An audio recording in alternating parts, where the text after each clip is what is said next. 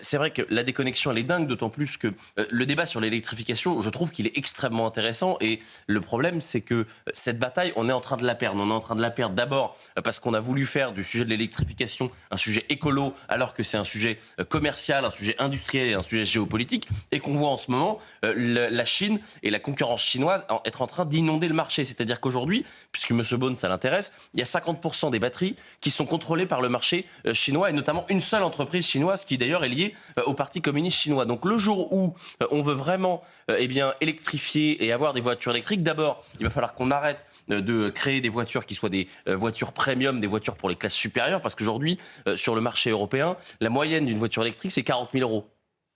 Personne aujourd'hui, parmi les classes populaires et même les classes moyennes inférieures, peuvent se payer une voiture à 40 000 euros en moyenne. Surtout, et on vous répondra qu'il y a des occasions. Le problème, c'est que le marché de l'occasion sur l'électrique, vous, en effet, vous achetez une voiture qui vaut moitié moins, sauf que le problème, c'est que la batterie, vous faites 200 km, alors quand on habite à Paris, c'est vraiment 200 km quand tout va bien. C'est vraiment pas compliqué. En revanche, quand on est en zone rurale, qu'il faut faire 40 bornes pour aller au travail, c'est ce qui est le cas de 90% des travailleurs français, voilà, la réalité, elle est là aujourd'hui. C'est que le débat sur l'électrification, c'est un débat de 2030. Il répond absolument pas à l'urgence.